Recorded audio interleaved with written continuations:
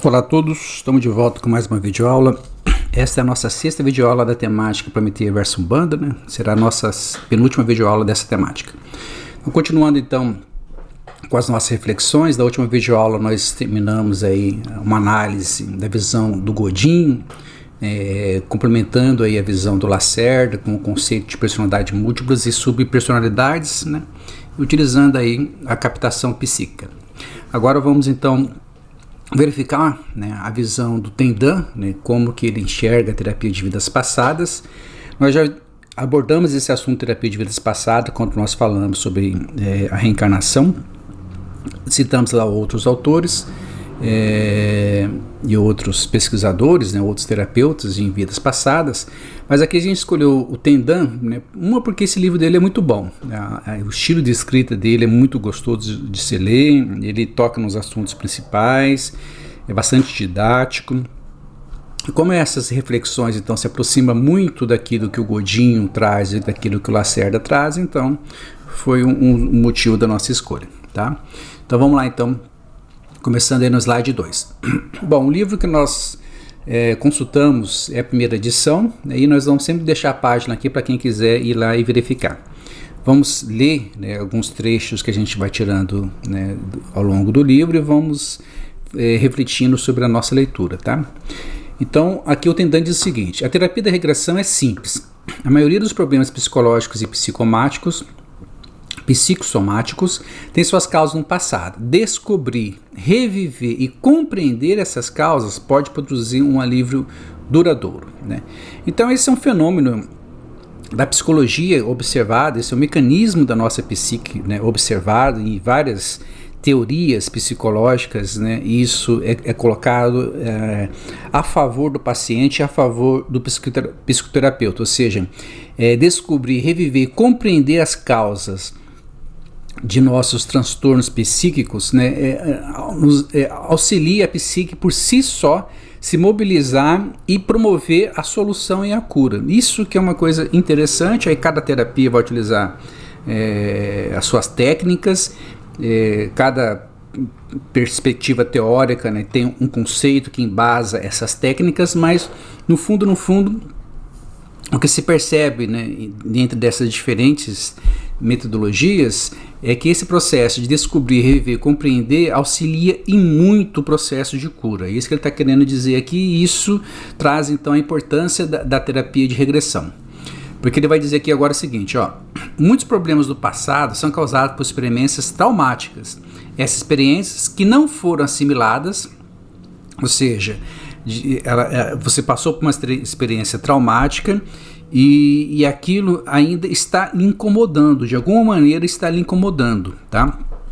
Então, às vezes, conscientemente, às vezes você nem se lembra dela, mas lá no inconsciente, no seu psiquismo, aquela experiência está lhe incomodando ou criando algum transtorno para você, o que seria, né, não assimilada. Torna-se reprimida.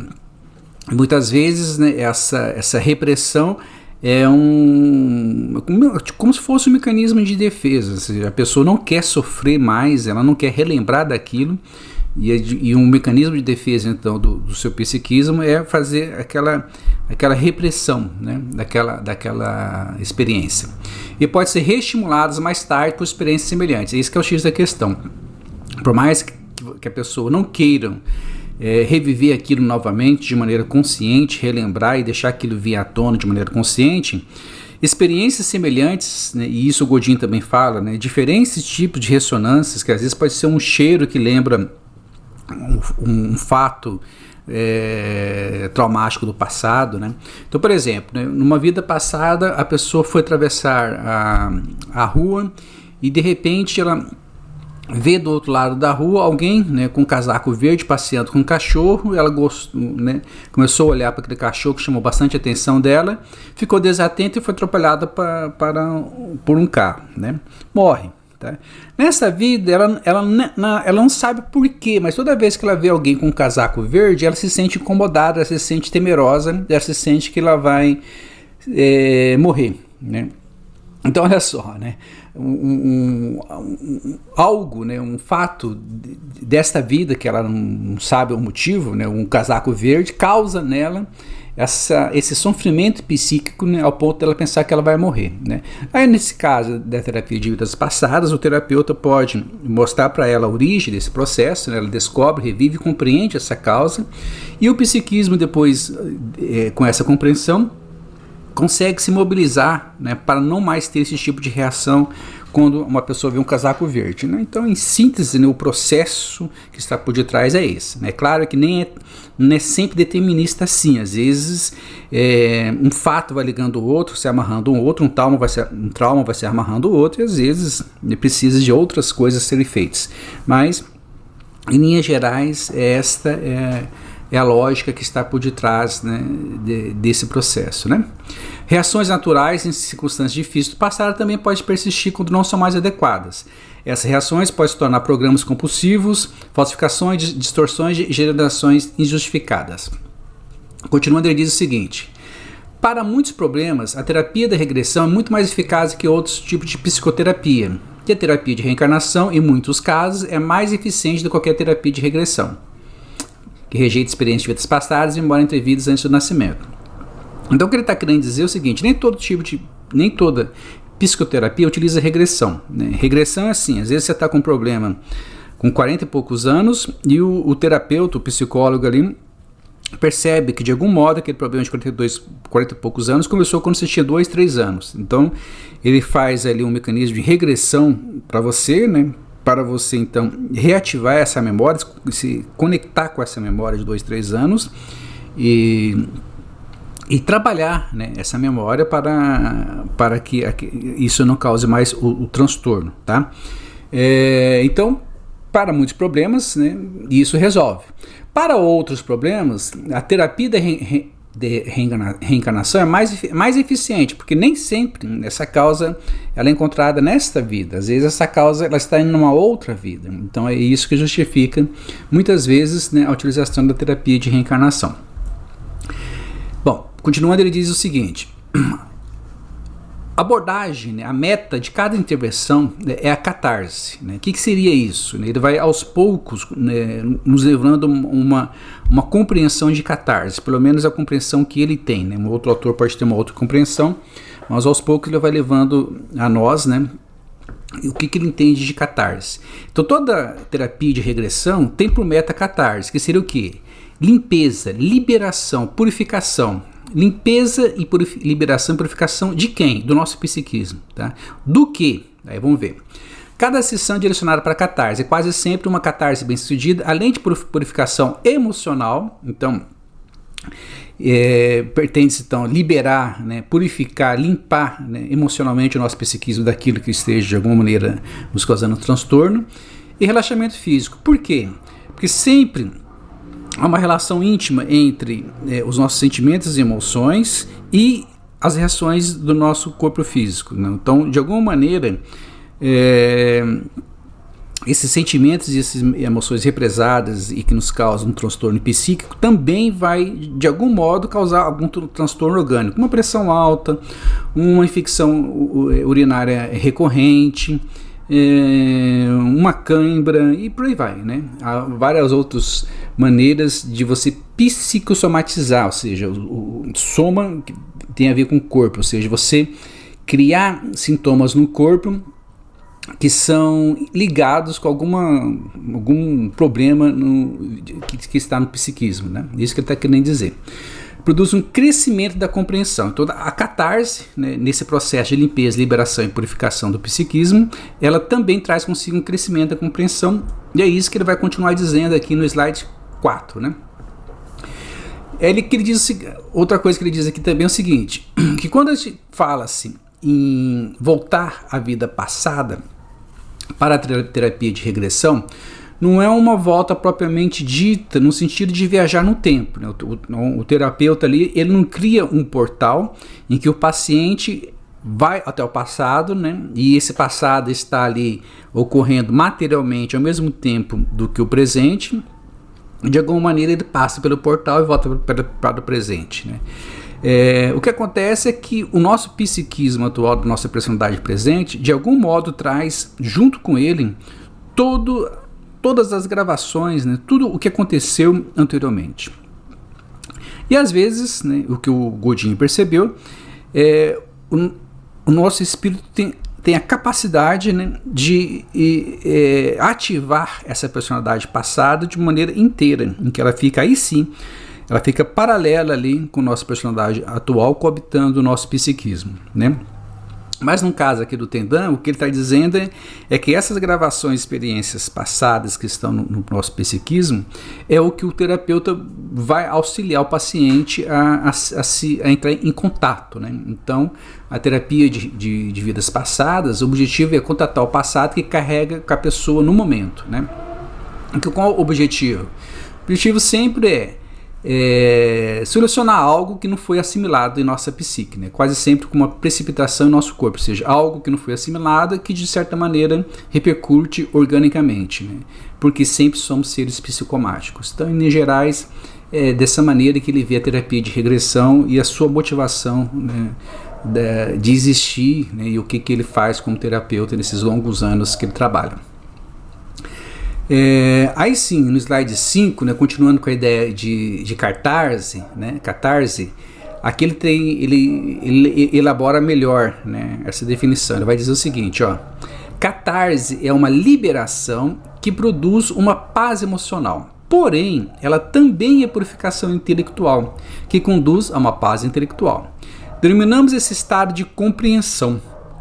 Então, se compreendeu o problema é quando você tem essa paz intelectual e essa paz emocional, tá? Quando você faz isso, você aceita, né? Então, aceitar significa ambos, paz emocional e compreensão. E esse aceitar não é um aceitar passivo, né? É aquilo que ele vai dizer aqui embaixo, né? Relembrando um conceito chinês do Tao, é a perfeição dentro do imperfeito aceito, né? Ou seja, fantástico essa frase, né? Ou seja, todos nós somos imperfeitos. Então nós, que de alguma maneira sofremos algo vindo de alguém, somos imperfeitos. Esse alguém que nos causou esse algo também é imperfeito, tá? Então, encontrar a perfeição dentro do imperfeito aceito é você se aceitar imperfeito. Então você tira, né, se desidentifica como sendo um salvador, como sendo um anjo, se desidentifica como sendo um vingador, como sendo uma vítima. Então você aceita isso, mas essa perfeição dentro do imperfeito aprende com isso, né? Então o que é perfeito dentro do imperfeito? Sempre está motivado para a aprendizagem e a transformação. Então o que é perfeito dentro do imperfeito? A capacidade de aprender, de se transformar e se desenvolver com isso, tá? Então, essa é uma interpretação que pode ser dada, é isso que se tira, né, em linhas gerais, do que a gente percebe com Lacerda, né, com a apometria, com Godinho e com o Tendan também, né? Então é interessante ele trazer esse tipo de reflexão. Então todo o processo, né, de catarse tem por detrás esse objetivo. No slide 6, ele traz uma coisa muito interessante, que é, ao longo da experiência que ele tem como terapeuta de vidas passadas, ele conseguiu classificar os vários casos, né, dos pacientes dele, essas várias problemáticas da existência atual. Quando ele analisa, né, a origem e existências passadas, ele conseguiu classificar essas várias origens em 3 grandes categorias, que ele chamou de traumas, hangovers, postulados ou mais grave neurose de caráter, pseudo-obsessões, obsessão e alienação, né? Vamos ver daqui a pouco o que vem a ser cada uma. Só a obsessão que a gente não vai abordar, porque também não é o foco dele. O foco dele é tratar o psiquismo do próprio sujeito, sendo de alguma maneira prejudicado ou precisando de alguma ajuda da personalidade dele do presente ou algo que ele trouxe do passado que está prejudicando. Então ele vai tratar muito pouco, né, de personalidade de outra pessoa prejudicando, seja um obsessor, né, um espírito desencarnado. Como a gente já viu isso também em videoaulas anteriores, então não vamos tocar nesse assunto aqui, tá? Mas vamos no slide 7, começando então com o conceito de trauma. Trauma, basicamente se aproxima muito da interpretação que nós temos do senso comum, tá? Ou seja, é um episódio concreto com começo e fim definidos. Então, boa parte das problemáticas da personalidade do presente tem na personalidade do passado, ou mais de uma, algum trauma por detrás. Por exemplo, um assassinato. A pessoa sofreu um assassinato e não conseguiu assimilar aquele assassinato. De alguma maneira, aquilo ainda lhe prejudica, ou ela tem um ódio, ou ela tem um desgosto, ou ela tem uma depressão por ter passado por aquilo, ela não compreende porque morreu tão cedo, ou uma saudade daqueles que deixaram, ou seja, enfim, ela não conseguiu se desapegar ou se desidentificar da personalidade anterior e trouxe, né, dentro do seu psiquismo para a vida atual esse inconformismo, esse transtorno, esse incômodo que está prejudicando na vida presente, mesmo que a personalidade presente não tenha ciência, não tenha consciência de qual trauma foi esse, né? Mas de alguma maneira esse trauma nessa vida está prejudicando e algum fato nessa vida pode criar uma ressonância, por exemplo, e ativar isso. Por exemplo, essa pessoa com 20 e poucos anos levou um tiro, né, e morreu. Aí, nessa vida agora, nessa existência, tudo transcorria tudo muito bem, até com 20 e poucos anos, numa virada do ano novo, né, ao ouvir, né, uma pessoa estourando o rojão e ela estava desatenta e levou um susto, ela cria ressonância com essa personalidade do passado, né, ela ativa essa personalidade agora começa a atuar nela de uma maneira mais ativa, trazendo para ela então transtornos psíquicos, emocionais e orgânicos dessa existência. Então, se ela, por exemplo, morreu com um tiro no peito, ela começa de uma hora para outra a ter dores no peito que a medicina atual não consegue compreender. Então, de linhas gerais, situações traumáticas do passado sempre são as principais fontes, né, de ressonância, né, na vida presente e causa alguns transtornos que, no caso da terapia de vidas passadas, precisa ser, né, o foco da atenção do terapeuta. Assim como ocorre também na apometria, assim como ocorre também na captação psíquica lá com Godin. No slide 8 ele continua dizendo o seguinte: então esses traumas, eles trazem geralmente cargas emocionais e cargas somáticas. Então, nesse exemplo que nós acabamos de dar, o sujeito começa, a partir daquele momento que houve o rojão, se assusta, começa a criar ressonância com essa personalidade do passado. O que aquela personalidade tem, a personalidade presente começa a sentir também. Por exemplo, ela pode ter raiva, que a personalidade presente não tinha. De uma para outra ela começa a manifestar isso, né? Carga somática deu exemplos. Então, a personalidade superior pode ter dor no peito e que a atual começa a ter essa dor também. Então sempre essas ressonâncias traz essas cargas emocionais e cargas somáticas juntas, né? Aí no slide 9, diferente do trauma, outras situações que tem é o que ele chamou de hangover. Hangover, a gente pode falar como é um sofrimento continuado, não é algo que teve um início e um fim determinado. Por exemplo, uma pobreza, né? Ele deu até aqui, ó, uma pobreza. A pessoa sempre foi muito pobre numa existência, a tal ponto de passar fome mesmo, muitas vezes, tá? Isso, de alguma maneira, causou um sofrimento continuado, né? Isso ele chama de hangover. Um outro caso, por exemplo, a pessoa ela vai à falência com 30 e poucos anos e aquilo leva a ela uma depressão muito forte, ela começa a trabalhar numa coisa que ela não gostava, e isso perdura, né, durante uns 50 anos. Ela marcou 80 anos, mas ela está 50 anos ali remoendo, né, o fato de ela ter ido à falência, o fato de ela estar vivendo uma vida que ela não queria. Isso também é um hangover, tá? E de novo, de algum modo, nessa atual existência, na personalidade presente, vai acontecer alguma coisa que vai criar essa ressonância, né? Da mesma maneira que o Godin falava, a apometria também fala, algo acontece que cria a ressonância, tá? E essa personalidade presente começa então a ressentir tudo aquilo, né, que aquela personalidade do passado sentiu, né? E outros problemas mais são causados, e a terapia de vidas passadas então aborda isso, né? No slide 10, uma outra coisa é que ele chamou de postulado de caráter, que seria o seguinte: postulado de caráter geralmente ele vem associado com trauma, né? O próprio Tendan diz isso, e raramente com hangover.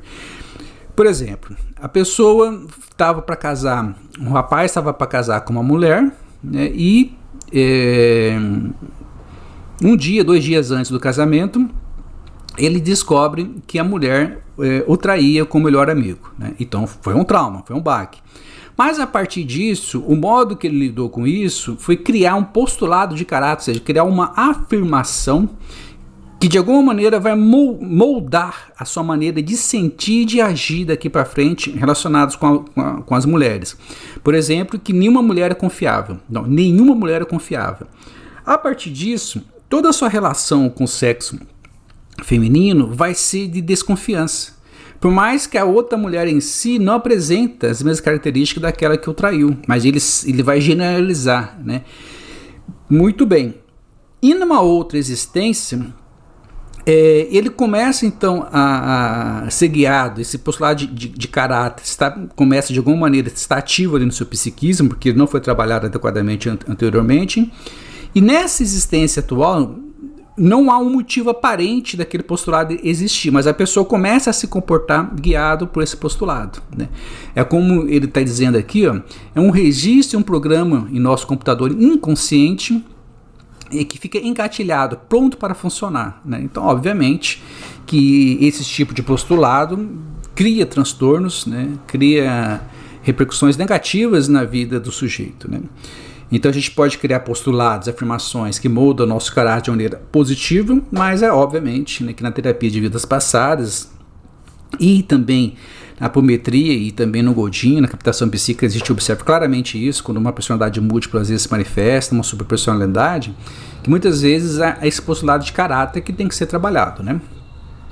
Aí no slide 11 ele vai dizer o seguinte: certamente esse postulado irá tolher uma parte da sua vida, que nós acabamos de dizer, o exemplo da mulher, e se você não tratar isso, muitas vezes, em casos extremos, o postulado de caráter vira o que eles chamam de neurose de caráter, né?